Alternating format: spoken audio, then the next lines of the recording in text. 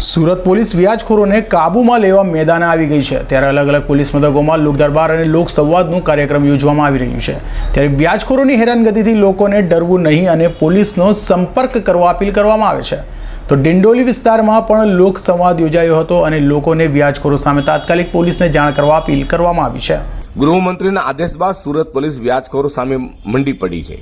રોજે રોજ વ્યાજખોરો સામે ફરિયાદો નોંધાઈ રહી છે અને કાર્યવાહી પણ કરાઈ રહી છે। ત્યારે સુરતમાં અલગ અલગ પોલીસ મથક વિસ્તારોમાં લોક દરબાર અને લોકસંવાદ યોજી લોકોને વ્યાજખોરોના ખપ્પડમાંથી બહાર કાઢવા પોલીસ મેદાને છે। ત્યારે ડિંડોલી પોલીસ મથકમાં સેક્ટર 1ના એડિશનલ કમિશનરની હાજરીમાં લોક દરબાર યોજવામાં આવ્યો હતો, જેમાં લોકોને વ્યાજખોરથી ડરવું નહીં અને પોલીસનો સંપર્ક કરવા પણ જણાવ્યું હતું। આજ રોજ ડિંડોલી પોલીસ સ્ટેશન હદ વિસ્તારના લોકો માટે ડિંડોલી પોલીસ સ્ટેશન અને ઝોન 2 તરફથી એક લોક સંવાદનું આયોજન કરવામાં આવેલ।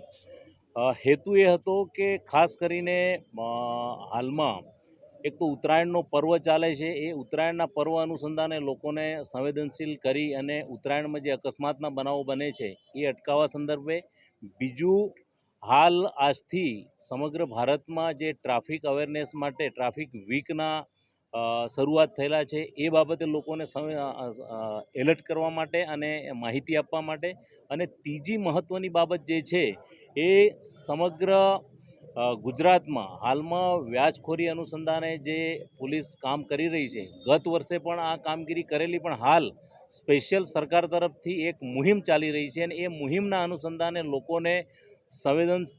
લોકોને સેન્સિટાઇઝ કરવા માટે, લોકોને આ બાબતે માહિતી આપવા માટે અને લોકો પોલીસ સ્ટેશન સુધી ન પહોંચે તો અહીંયા લોક દરબારમાં, લોક સંવાદમાં એમની રજૂઆત કરે અને એ રજૂઆત અનુસંધાને એમની ફરિયાદ લેવામાં આવે, એ હેતુથી આ લોક સંવાદનું આયોજન કરવામાં આવેલ। આ લોક સંવાદમાં ગોડાદરાની હદના એક અરજદારને સાંભળી અને એની ફરિયાદ માટે કાર્યવાહી કરવા માટે તજવીજ કરવામાં આવેલી છે।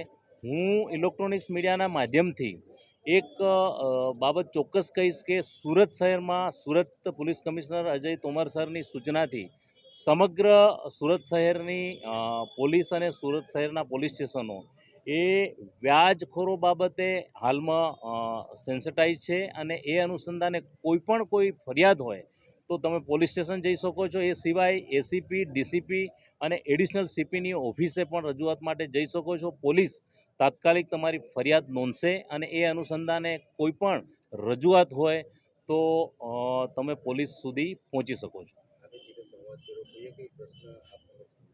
એક વ્યક્તિએ એના પોતાના ટૂંકમાં વ્યાજ બાબતેની રજૂઆત જે ગોડાદરા, મેં અગાઉ કીધું એ પ્રમાણે ગોડાદરા વિસ્તારના છે અને એની રજૂઆત હતી, એમને પૂછવામાં આપ્યું તો એમને ફરિયાદ કરેલી નથી, પણ આજ રોજ એણે જે રજૂઆત કરી એ અનુસંધાને ગોડાદરા પોલીસ સ્ટેશનને એમની ફરિયાદ આધારે ગુનો દાખલ કરવા માટે ગોડાદરા પોલીસ સ્ટેશનને આપણે સૂચના આપી છે અને આજે એ ગુનો નોંધાઈ જશે।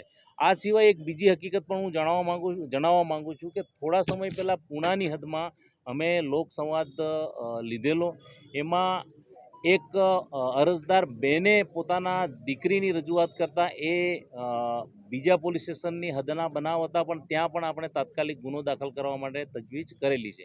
આ રીતે કોઈપણ રજૂઆત હોય તો એ ફરિયાદ પોલીસ લેશે અને વ્યાજખોરો વિરુદ્ધ કડક હાથે કાર્યવાહી કરવામાં આવશે।